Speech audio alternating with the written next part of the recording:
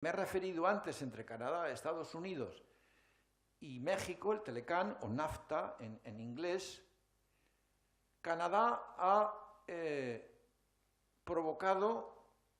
aprobado una moratoria del fracking. Estados Unidos está demandando al gobierno de Canadá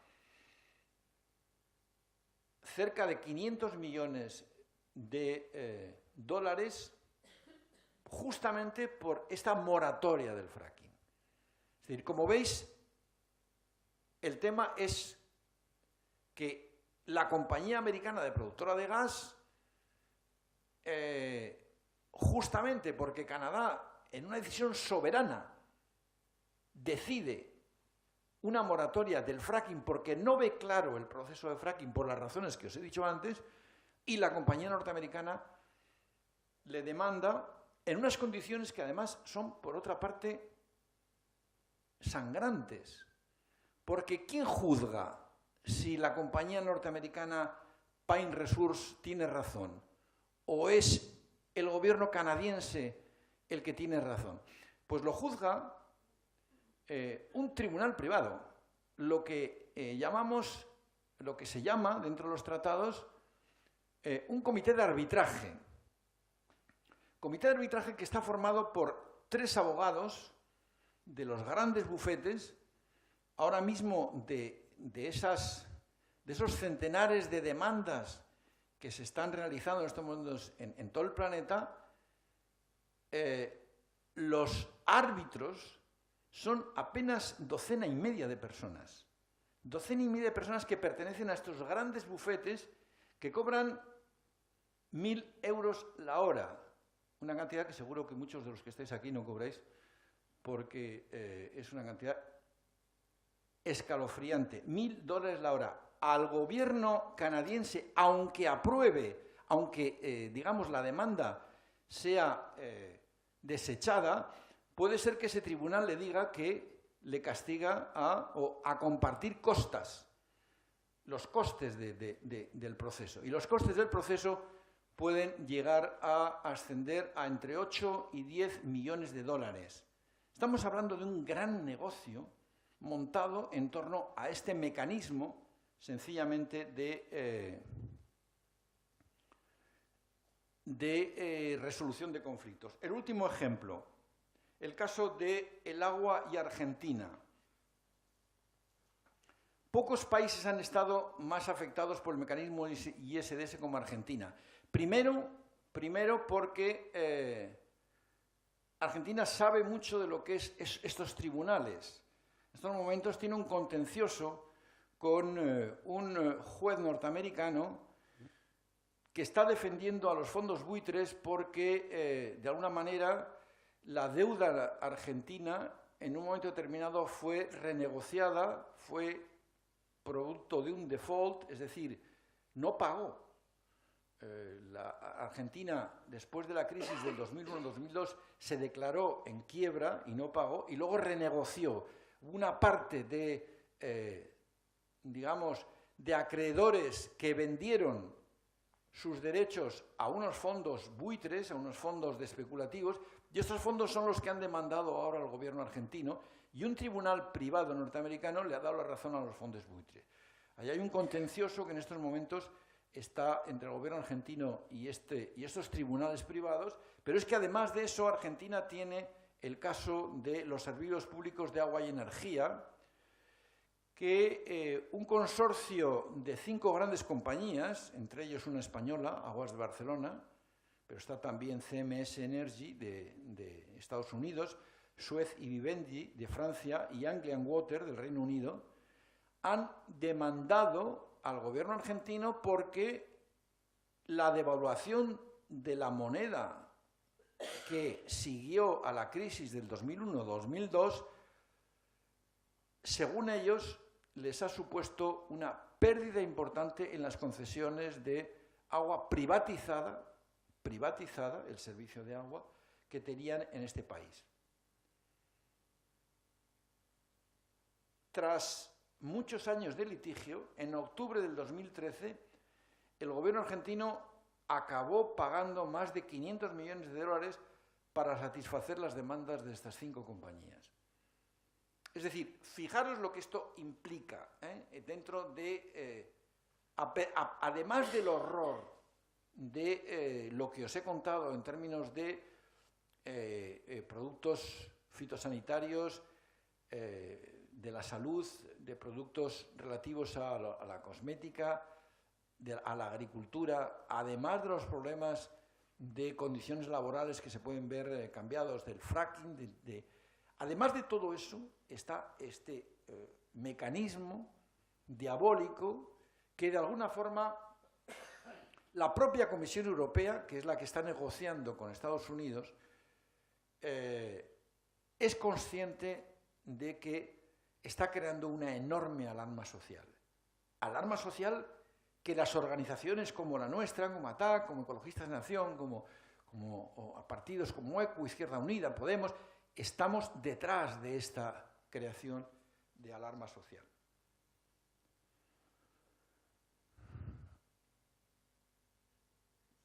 Tenemos que conseguir, efectivamente, crear esta alarma social en la ciudadanía, y este tema del ISDS realmente es el elemento más fuerte del que tenemos. Y este elemento ha hecho que, por ejemplo, la Comisión Europea, en una finta de estas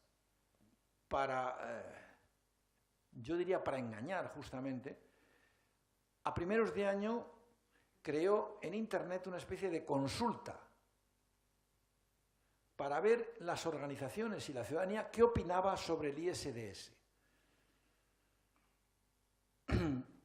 No ha dado los resultados, pero por filtraciones que hemos tenido, hubo casi 200.000 consultas, de las cuales el 90% pertenecían a organizaciones como la nuestra, como ATAC y como otras, que habían participado justamente para denunciar este mecanismo como uno de los elementos totalmente rechazables, junto a otros muchos que os he contado.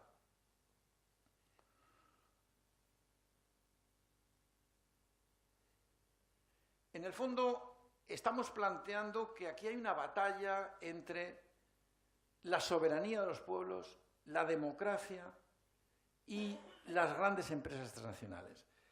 Esto es algo que me gustaría que os quedara claro. Ya no se trata tanto de un detalle como que yo en mi actividad de agricultura ecológica o mi actividad de activista para defender la tasa Tobin o en mi actividad de ecologista para oponerme al fracking.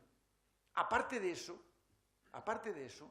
lo que está en peligro es la democracia, como está en peligro por una serie de medidas que, por ejemplo, en este país estamos sufriendo cada mes con la tramitación de urgencia de la ley Mordaza, o como otras que efectivamente lo que van es a reducir los escasos niveles de calidad democrática que habíamos adquirido en nuestro país.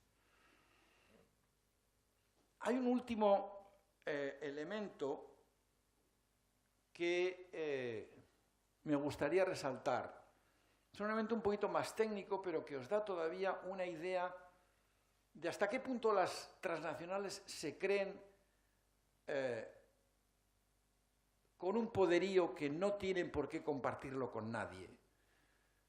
Es lo que llamaríamos el Consejo de Cooperación Reguladora. Es un instrumento que está dentro del tratado y que se plantea como filtro regulatorio de las normas comunitarias. Es decir, está planteado, esto es algo que los grandes lobbies de las grandes empresas transnacionales están planteando, quieren crear una especie de filtro regulatorio, de manera que antes de que la Comisión Europea apruebe una normativa, pase por este Consejo de Cooperación Reguladora, para que le diga si va a afectar o no va a afectar al tratado y si va a ser seguido de una un ISDS, es decir, un mecanismo de resolución de conflictos, porque efectivamente, si este Consejo Regulatorio de Cooperación Reguladora decide o dictamina que el cambio normativo afecta al tratado, en ese momento las empresas pueden reclamar, ¿no? Es decir, que realmente lo que estamos planteando ya es rizar el rizo, que las empresas transnacionales se introduzcan en los procesos normativos y penetren en el marco regulatorio antes incluso de que la normativa se cree. Es decir, ya realmente sería como si nuestros representantes, es decir, en la Comisión Europea, tuvieran que pedir el consejo de estos lobbies, este Consejo de Cooperación Reguladora, antes de aprobar cualquier tipo de nueva normativa. Es realmente rizar el rizo. Voy a terminar poniendo un pequeño vídeo. Dentro de la plataforma estamos incorporando cada vez más organizaciones y más gente voluntaria que está trabajando justamente para hacer llegar esta información a la ciudadanía. Hay muchas formas de hacer llegar esta información a la ciudadanía. Una de ellas es esta, por ejemplo. Es un debate en el cual ahora pasaremos a algunas preguntas que queráis hacer para aclarar un poco más. Pero realmente hay algunas formas que tienen que ver con el mundo audiovisual. Y, por ejemplo, este es una forma simpática, por ejemplo, de alguien que de forma voluntaria ha hecho un trabajo de un pequeño vídeo de 2 minutos, que os lo voy a poner ahora mismo, si funciona, para que veáis como resumen un poco de lo que... Vamos a ver.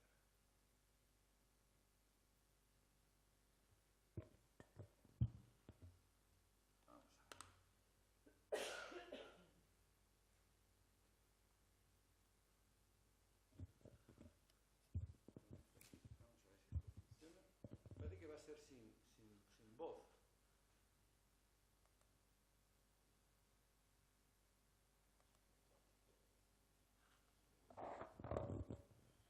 No, es que no. Ah, espera, la voz puede ser. Hombre, no se oye. Ah.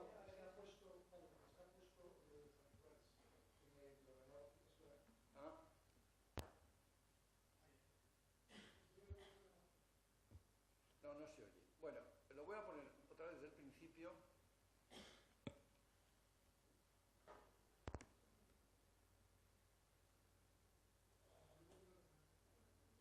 No.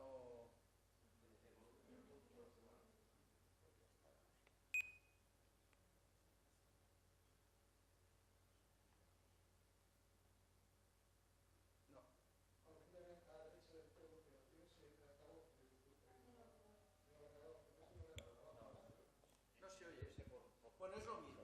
No, lo mismo. Veis un poquito con que no hace falta el sonido de todas maneras, ¿eh? Este es el tipo de, por ejemplo, de documento que estamos pasando de forma viral en los ordenadores, y esto, digamos, ahora ya tiene decenas de miles de visitas, ¿eh? Pero es un poco, os lo quería poner justamente para que veáis cómo la movilización ciudadana tiene muchas formas. Una forma, insisto, es una charla como la que os estoy planteando, y otra, folletos, hacer este tipo de dibujos, que supone un trabajo bastante importante.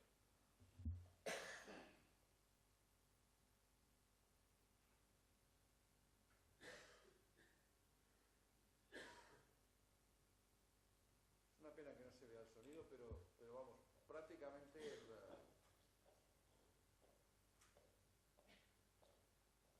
en cualquier caso, es un documento que dejo aquí en el...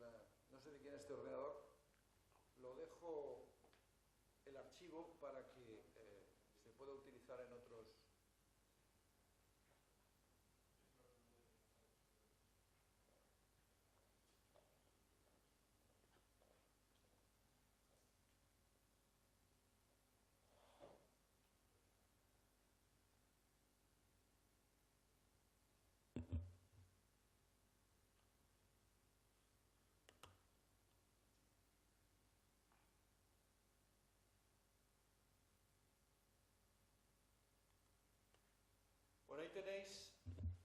Bueno, ahí tenéis la web donde, digamos, las organizaciones que estamos movilizándonos para hacer que este tratado no se apruebe nunca, podéis encontrar información, documentos, convocatorias, etcétera, etcétera. Ya, de hecho, con esto termino. Diciendo que esta movilización que ahora planteamos tiene una parte que es importante que la conozcáis. Si se llega a un acuerdo entre la Comisión Europea, es decir, los negociadores de la Comisión Europea que pertenecen a la Comisaría de Comercio y el Departamento de Comercio de Estados Unidos, si se llega a un acuerdo, que se llegará, lo que no se va a llegar es en el plazo en que se había pensado que fuera justamente este mes de diciembre del 2014 cuando se llegara al acuerdo. Ahora mismo está todavía bastante verde el tema. Cuando llegue este momento, que probablemente pueda ser hacia finales de la primavera o principios del verano de 2015, en ese momento ese acuerdo tiene que ser ratificado por el Parlamento Europeo, por una parte, y por, en este caso, el Congreso de los Estados Unidos. Primero, ahora mismo estamos peleando que obtener información. Hemos conseguido, y esto es importante decirlo, hemos conseguido que la Unión Europea a los europarlamentarios les permita tener información sobre la negociación, porque es que hasta ahora no era posible. Hasta hace prácticamente una semana, lo más que se había conseguido es que determinados europarlamentarios de depende qué grupos, no todos los europarlamentarios, pudieran acceder a una sala sin móvil, es decir, para no hacer fotocopias, y con un papel y un lápiz. Es decir, para tomar alguna nota de lo que iban leyendo. Pero es que además allí, por las noticias y filtraciones que hemos tenido de los diputados que han tenido acceso a esto, no había prácticamente información más que de los sectores en los que se habían conseguido algunos avances, sectores de los que os he mencionado, tema, digamos, agrícola, tema de comercio, temas de propiedad intelectual, temas financieros, aunque Estados Unidos el tema financiero lo quiere dejar fuera del tratado. Digamos que lo quiere dejar fuera del tratado porque, bueno, pues hay unas... en estos momentos la regulación financiera en Estados Unidos es justamente el único lugar donde es la contraria de lo que os he contado. Ahora mismo, tras la ley Obama, tras la ley Dodd-Frank, que se llama, tiene una regulación financiera mucho más estricta respecto de, digamos, el capital especulativo y el capital riesgo que lo que tenemos en Europa. Pues bien, hace escasa una semana se ha conseguido que efectivamente esta sala, porque le llaman la sala del lápiz y el papel, esté abierta a todos los eurodiputados, no solo a los cabezas de los representantes de estos grupos parlamentarios. Entonces, a partir probablemente del año que viene, empezaremos a recibir información clara de dónde se está jugando y cuáles están siendo la postura de la Unión Europea frente a la postura de Estados Unidos, que en estos momentos, como os digo, es el más absoluto de los secretos en los que tenemos. Pero es que el elemento aquí clave está en esa posterior ratificación europarlamentaria, de europarlamentarios. En nuestro país sabemos que si fuera dada la composición de las Cortes españolas, el tratado se aprobaría. Porque una moción que planteó Izquierda Plural a principios de la primavera fue una moción que lo que exigía era que si el tratado se aprobaba y fuera a aplicarse en la Unión Europea, se sometiera a referéndum en nuestro país para que efectivamente la ciudadanía se informara del tratado y pudiera participar votando si lo aceptaba o lo rechazaba, hubiera un verdadero debate ciudadano frente a un referéndum. Esta moción fue rechazada con los votos del Partido Popular, lo cual no es sorprendente, pero también del Partido Socialista y de CiU. Por ejemplo, el PNV se abstuvo en esta votación. Pero sabemos, por tanto, que en estos momentos la relación de fuerzas es claramente favorable a lo que aquí estamos defendiendo, que es que este tratado no llegue a aprobarse nunca. Pero nos queda por lo menos más de un año para ver cuál es la situación en la nueva composición del Parlamento Europeo, cuyas elecciones hemos tenido hace relativamente poco. Aquí hay una labor realmente muy importante como activistas para efectivamente ir eurodiputado a eurodiputado, independientemente del grupo político al que pertenecen, para que a la hora de votar, si vota a favor del tratado, sepa que por lo menos está favoreciendo determinados intereses de grandes empresas transnacionales. En cualquier caso, con esto ya termino, damos paso al debate, yo soy optimista respecto de esta batalla. Yo creo que esta batalla la podemos ganar. Sería importante, además, porque, como os decía, esto es uno de los instrumentos claves con la deuda y con los tratados de esta ofensiva neoliberal de un capitalismo que está en estos momentos en horas bajas. Es un capitalismo que cada vez se siente más vulnerable, cada vez siente más dificultad de explicar lo que Gramsci llamaba la hegemonía, es decir, que el interés de unos pocos, en el fondo, es el interés de la mayoría. En estos momentos cada vez esto es más difícil de explicar, con los millones de parados que tenemos en nuestro país, con los recortes que se están produciendo, con la situación que se está llevando. De hecho, como bien sabéis, lo que está ocurriendo en los últimos años en nuestro país, en el tejido social y en la movilización, es algo que no se conocía en los últimos 10 o 12 años. Entonces, en esta situación, yo creo que este tema y el de la deuda son dos en los cuales realmente podemos obtener una, por lo menos, victoria que nos anime a luchar contra el gran dragón financiero. No nos olvidemos que esto no es más que una batalla, ¿eh? O sea, digamos, lo que está ocurriendo no solo ya en nuestro país, sino en la propia Unión Europea, con las políticas de la Troika, con las formas de plantear la salida de la crisis, no es más que un gran planteamiento de defensa de los intereses de los acreedores del norte y centro de Europa frente a, digamos, la ciudadanía más vulnerable, que en estos momentos es la del sur de Europa.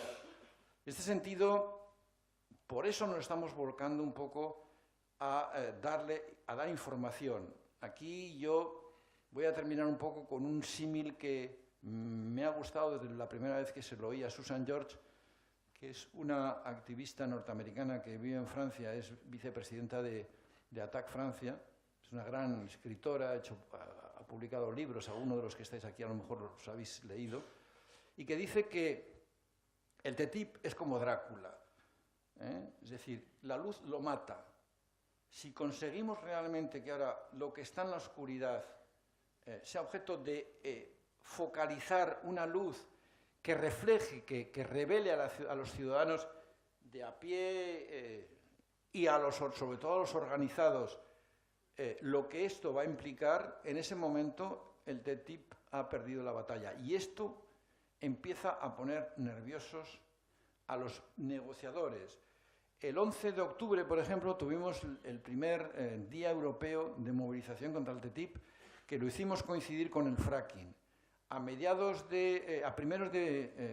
Probablemente hacia mediados de marzo, estamos planteando que haya un segundo día de acción, esta vez no solo europeo, sino que sea también norteamericano, es decir, conjunto, y desde aquí os animo a sumaros un poco a este proceso. Basta con que dejéis, hay unas hojas de firmas en la entrada. Si ponéis vuestros datos personales, la plataforma seguro que os puede hacer llegar información según se va gestionando y según se va produciendo. Para eso lo que tenéis que hacer es que efectivamente, además de firmar, tenéis que poner que queréis recibir información sobre la movilización contra el tratado. Insisto, en este tema, no en otros, desgraciadamente, pero en este tema creo que tenemos posibilidades de conseguir una victoria, o lo que es lo mismo, una derrota del gran capital transnacional y de las corporaciones, es decir, esas élites financieras que en los últimos años, estos que se ha llamado de globalización, han conseguido que el capitalismo, que era un capitalismo como el que, por ejemplo, conocí yo cuando estudiaba, el capitalismo en el cual una socialdemocracia le había puesto un rostro humano, ahora mismo mantenga unas fauces y digamos, una visibilidad que es absolutamente impresentable. Muchas gracias.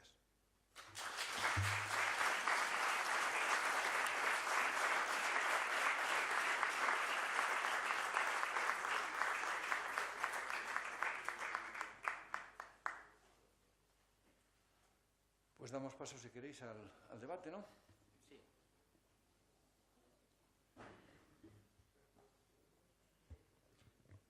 Cuando quieras, sí, puedes preguntar.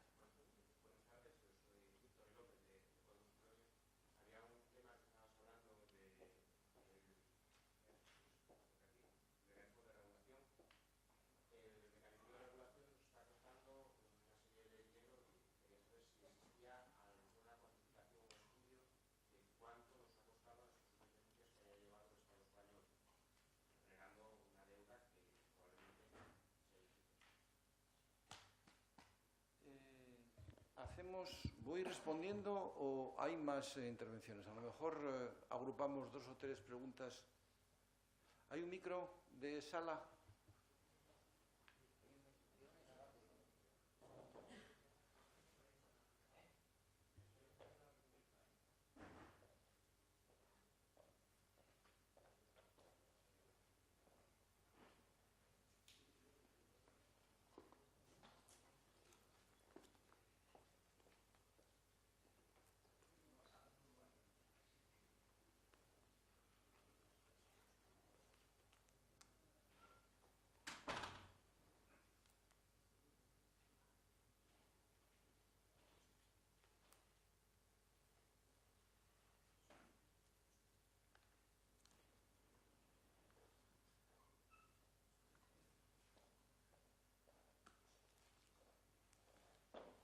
¿Hay o no hay micrófono?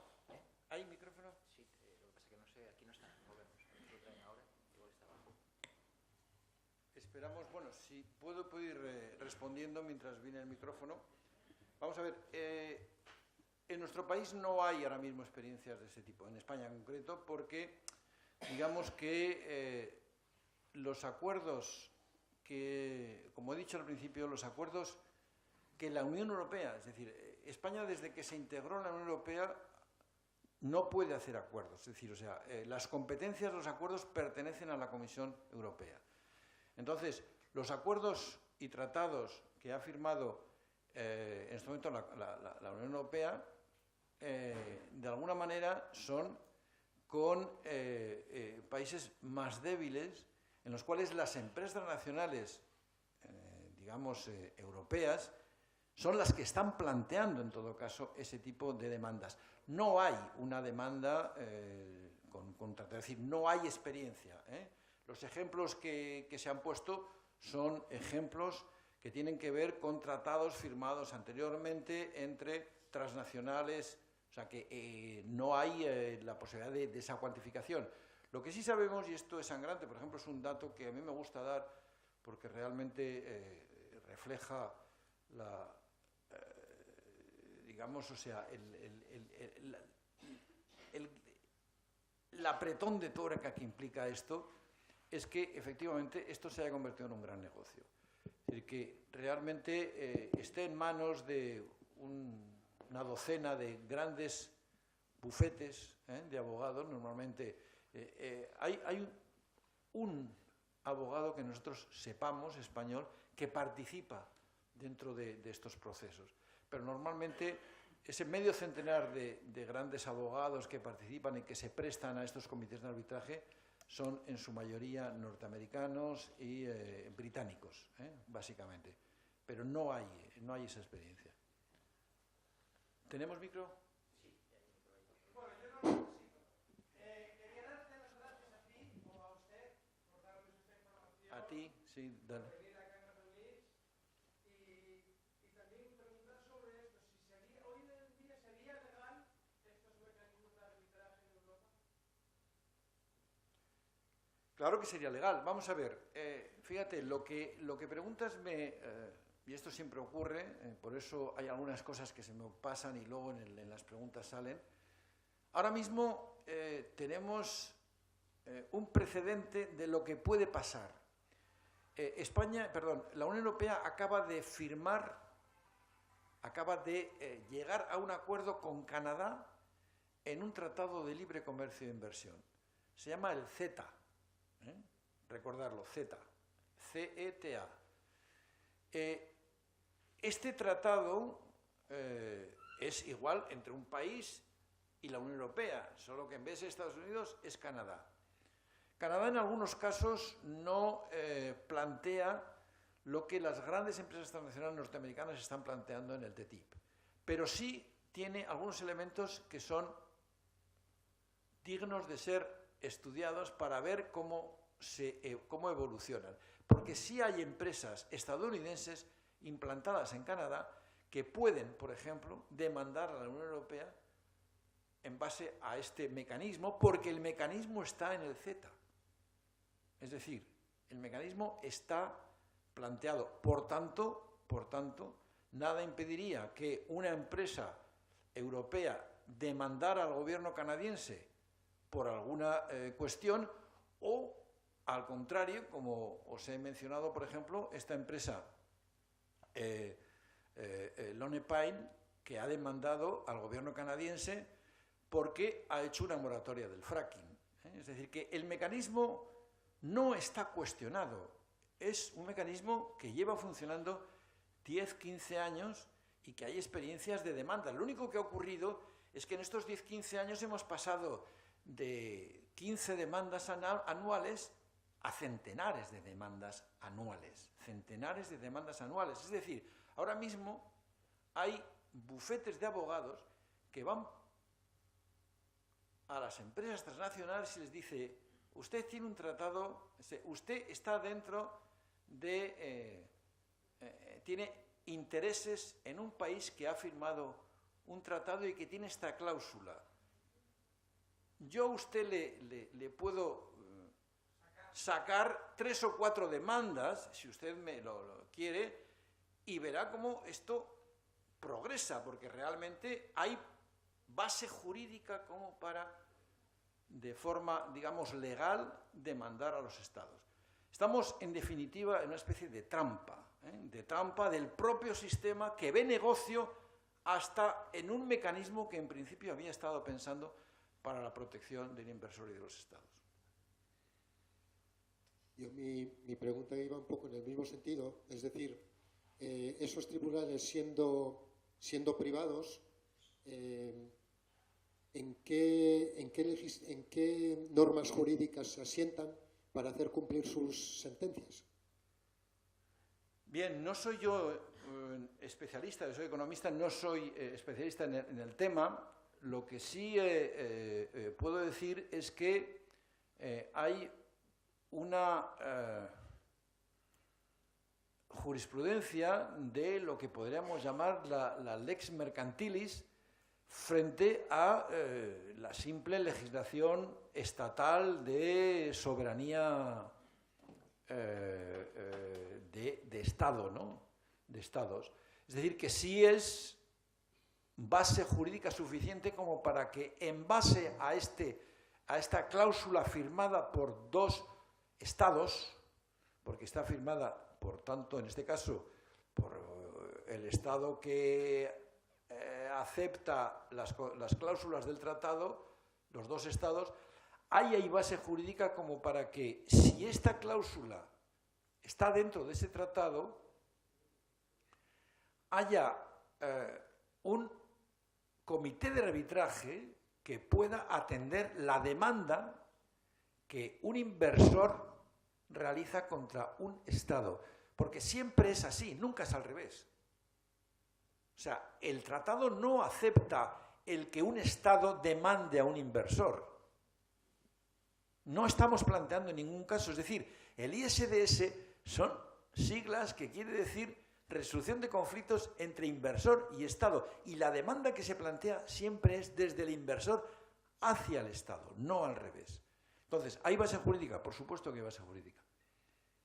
Otra cosa es que efectivamente, el Estado considere, y de hecho hay un planteamiento, siempre al final acaba en una negociación, digamos, de rechazo absoluto de lo que es el dictamen del comité de arbitraje y después una negociación entre la empresa y el Estado en concreto. Vale. ¿Se oye bien? Bueno, nada, muchas gracias por la intervención. Lo que yo sí quería preguntar era, evidentemente no se sabe nada del tratado ni cuánto va a durar si se aprobara, pero lo que sí sería importante decir que yo creo que no habría que olvidar nunca que los Estados, o sobre todo los ciudadanos, podríamos obligar a que estos Estados, aunque estos tratados, aunque se firmaran, no tendrían por qué cumplirse. Quiero decir, España está obligada a devolver la deuda, Italia, Grecia, pero yo pregunto, si no lo hicieran, ¿qué pasaría? Perdón, si no le... Me refiero que si los Estados... Por ejemplo, España, Italia, Grecia, Portugal, hoy por hoy están obligados a un acuerdo con los demás países de la Unión Europea, me refiero que hacer un acuerdo, dicen en bloque, si mañana no devuelve un euro de la deuda, puede haber mil tribunales, ¿a qué les podrían obligar? Sí, efectivamente, ahí hay un tema. Históricamente, los grandes ejércitos coloniales estaban justamente para invadir el país que no pagaba las deudas. Eso ha sido así en la historia, ¿eh? Es decir, ahora mismo no se produce eso. Ahora mismo, el ejemplo es Argentina. En el 2002-2003 entró en default, dijo que no iba a pagar y 2 años después entró en negociación con los acreedores y llegó a un acuerdo con ellos, con algunos, volviéndoles a comprar sus títulos por el 30, el 40% del valor nominal de los títulos de deuda que tenían. Hubo una cantidad de acreedores que no aceptaron y esos títulos fueron comprados por fondos buitres, es decir, por especuladores, que son los que después han ido a un tribunal como el de Nueva York y este juez les ha dado la razón. Entonces, al darle la razón en un tribunal de Estados Unidos, se producen situaciones bastante complicadas jurídicas, como por ejemplo que un navío de la Armada Argentina fue secuestrado sencillamente en África porque fue embargado, porque hubo una demanda jurídica de que ahí había una deuda que estaba impagada. Es decir, que efectivamente lo que entramos en ese momento son en unos procesos casi de gitaneo entre, digamos, estos fondos totalmente especulativos que son los que en un momento determinado pueden entrar en el proceso que os estoy contando del ISDS, con las demandas que efectivamente hay estados que se pueden negar a pagar. Tiene razón, efectivamente, que aquí hay un tema en el cual los estados tienen una capacidad de defenderse, pero los problemas que estos generan acaban casi convenciéndole al Estado de que tiene que negociar, y como os he contado, por ejemplo, al final el gobierno argentino acabó pagando 500 millones de dólares a las 5 empresas de agua, entre las cuales estaba Aguas de Barcelona, que no es lo que demandaban eran 5.000 millones de dólares, pero acabó pagando 500, por digamos, quitarse este proceso jurídico de demanda, apoyado, eso sí, por todo el aparataje que implica estos tribunales de arbitraje. No nos olvidemos que tienen un poco el marchamo de la Organización Mundial de Comercio y de todo el andamiaje que tiene detrás estos procesos de liberalización del comercio. Espero que haya contestado más o menos. Sí, adelante.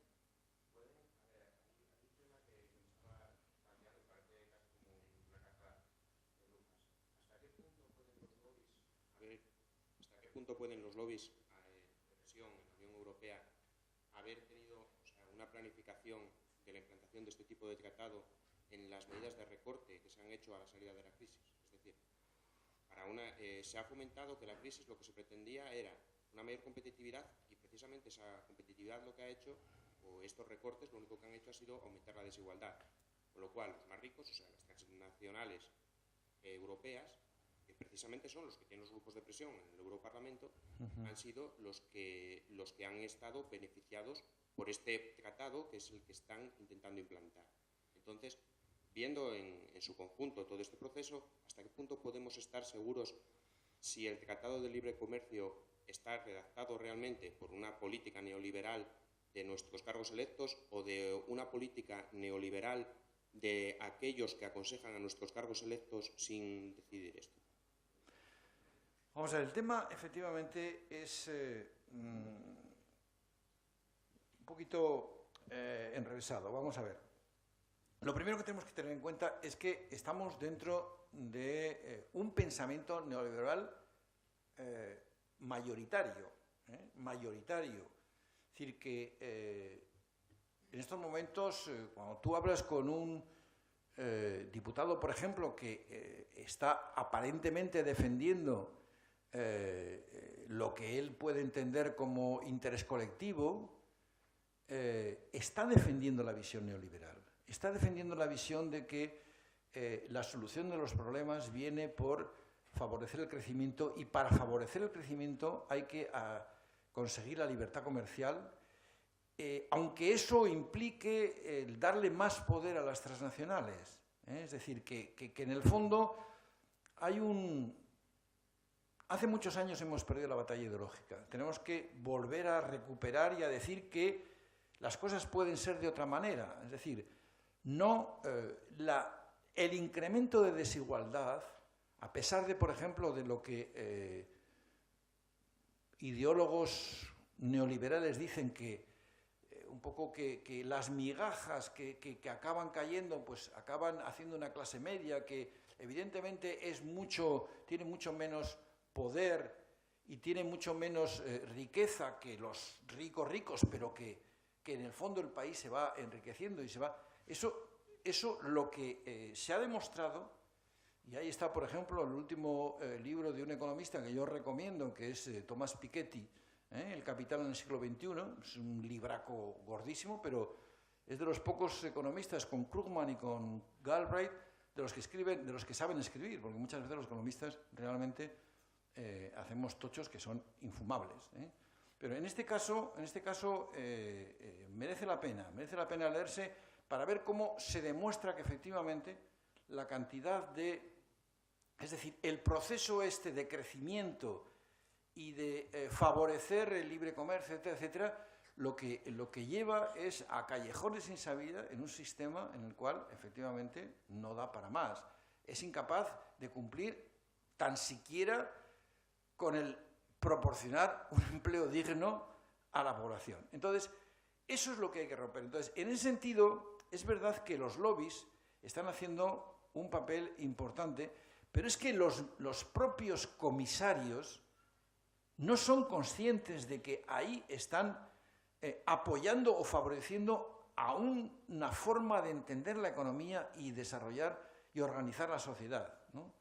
Es decir, que en ese sentido estamos tratando de ir a contracorriente, pero cuando efectivamente la sociedad en los últimos años en Europa y concretamente en España va muy rápida en el sentido de que la gente está muy cabreada, cada vez está más escéptica respecto de lo que le cuentan, y eso de que le dicen de que el tratado va a ser bueno y que inmediatamente va a verse traducido en nuevos empleos y que para él o para sus hijos va a implicar otro tipo de economía y de sociedad, lo ven tan lejano y sin embargo descubren que efectivamente detrás de todo esto hay una serie de efectos muy negativos.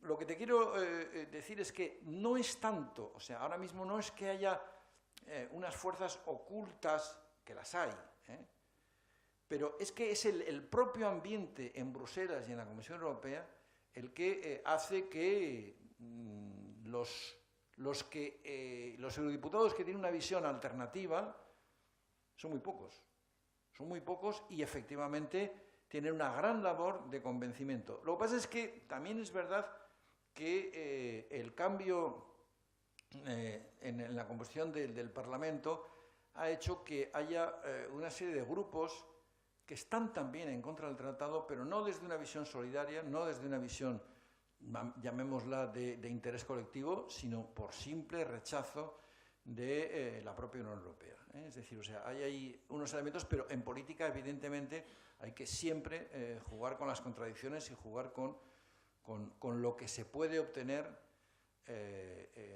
cuando se trata de votar sí o no a un tratado. ¿Hay más preguntas? Sí. Bueno, yo, en principio, a mí es que lo que me parece es que esto es consecuencia sine qua non de la caída del muro de Berlín, que a partir de ahí Francis Fukuyama, parece que era así el nombre, que plantea el fin de la historia, y lo que se hace en ese momento es, evidentemente, el desmonte del estado del bienestar en Europa, que ya no le era necesario al capitalismo como arma propagandística frente al bloque socialista, y por lo tanto desde ese mismo momento se empieza a desmontar el estado del bienestar. Se hace con la creación del euro, por ejemplo, que ha sido un arma genial. Hacen salir todo el dinero negro que estaba bajo las alfombras en toda Europa, se pone en marcha, se hace la burbuja inmobiliaria, con ella la burbuja financiera, y después ya sabemos lo que decía Rockefeller: y ahora hagamos una crisis y tragarán lo que les echemos, que es justamente lo que está pasando. Y ahora esto es el remate, es decir, lo que nos están haciendo es crear un gobierno mundial ya no en la sombra, sino descaradamente, con las multinacionales mandando, donde si primero nos han quitado la soberanía de los países hacia la Unión Europea, ahora le quitan la soberanía a la Unión Europea hacia los abogaduchos estos que defienden a las grandes empresas. La historia ya está clara, es el gobierno mundial, ya no en la sombra, sino claramente capitalismo salvaje puro y duro. Puedes tener razón, puedo incluso, coincidir con una parte de tu razonamiento. Justamente lo que he insistido, o he tratado de insistir un poco en mi exposición, es que si focalizamos en determinados aspectos en los cuales hay una posibilidad de parar el tema, como se paró el ALCA, por ejemplo, y mira que la situación era mucho más desfavorable a la que en este momento tenemos en la Unión Europea. Esa victoria va un poco como un paso importante en el cambio de relación de fuerzas, que es el que en estos momentos es claramente desfavorable a la exposición que acabas de hacer. Por eso, muchas de las organizaciones que estamos en esta campaña, en esta plataforma, nos estamos volcando, porque creemos que, por ejemplo, esto es relativamente más fácil obtener una victoria aquí que, por ejemplo, la larga lucha que tenemos que seguir, por ejemplo, para acabar con los paraísos fiscales, por ejemplo, o hacer otra Europa. Muchos de los que estamos aquí, probablemente no todos, pero sí muchos, pensamos que determinados problemas solo tienen encaje europeo. No los podemos resolver desde el espacio de la soberanía española, ¿no? Pero para eso no es esta Europa la que necesitamos, es otra Europa. Pero ese cambio de Europa es un proceso relativamente largo, que tiene que ver con una relación de fuerzas. Y esa relación de fuerzas, por ejemplo, con una victoria en este tema en concreto, es verdad que todas las cosas están relacionadas, sí supondría efectivamente un impulso importantísimo para el resto de los procesos.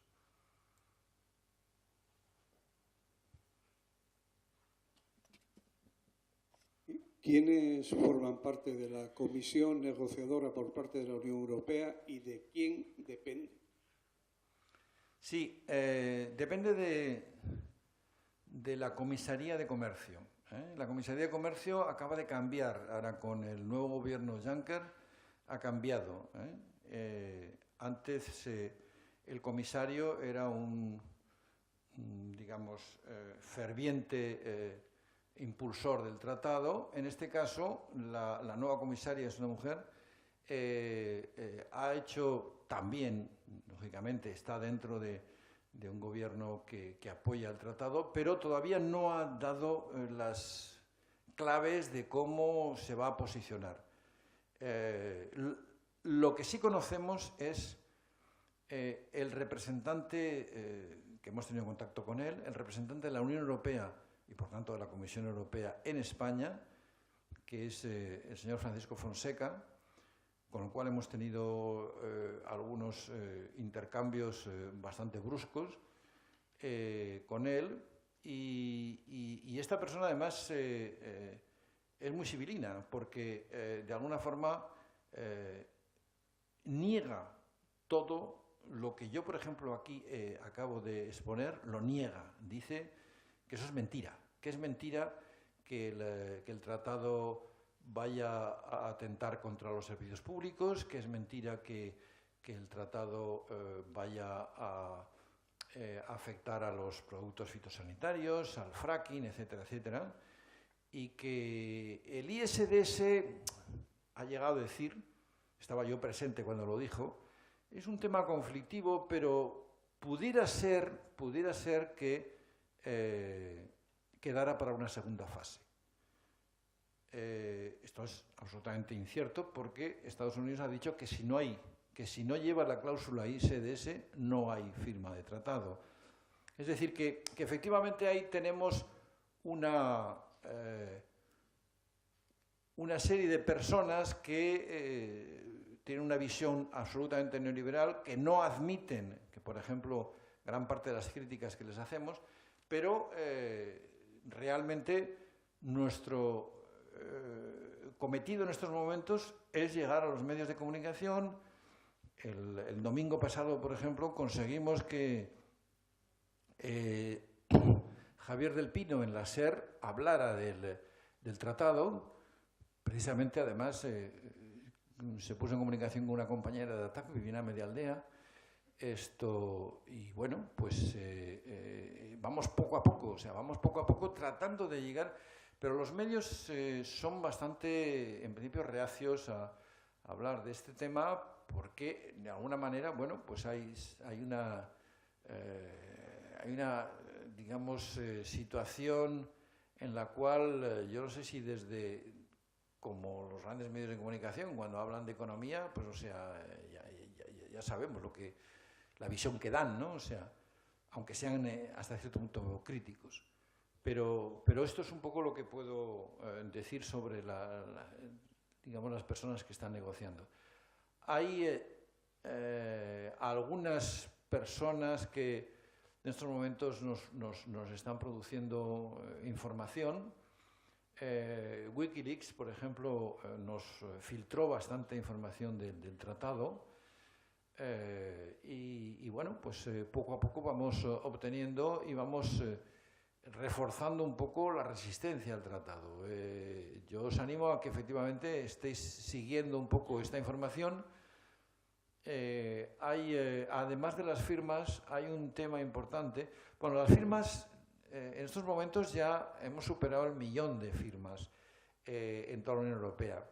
Hay que decir que, además de, aunque no nos han admitido que esto sea una iniciativa legislativa, una iniciativa ciudadana europea, como está reglamentada dentro de los tratados, porque la Comisión Europea dijo que todavía no se conocía el tratado, entonces no había opción a oponerse, porque estas firmas eran para recogida de firmas para oponerse al tratado, y decía que el tratado está en negociación, o sea que realmente no aceptaban que de una forma formal y establecida como establecen los tratados. Entonces hicimos una recogida de firmas paralela, siguiendo exactamente la normativa que tiene la Iniciativa Ciudadana Europea. Entonces la Iniciativa Ciudadana Europea tiene que superar el 1.000.000 de firmas, ya se ha superado, pero tiene también otro requisito, y es que tiene que haber por lo menos 8 países en los cuales haya 50.000 firmas. En nuestro país todavía no hemos llegado a las 50.000 firmas. Es decir, que es importante que, aunque hayamos superado el 1.000.000 de firmas, es importante que intensifiquemos un poco este proceso, por eso es importante firmar. Firmar, además, de una forma establecida, no es una cuestión, hay firma electrónica, pero hay que dar algunos datos, como se están recogiendo desde Alemania. En Alemania, por ejemplo, la legislación no exige el DNI, por eso no se pide el DNI. Lo que es importante también es saber que esto hay que llevarlo a todos los espacios ciudadanos. Y uno de los espacios en los cuales es importante llevarlo son los ayuntamientos.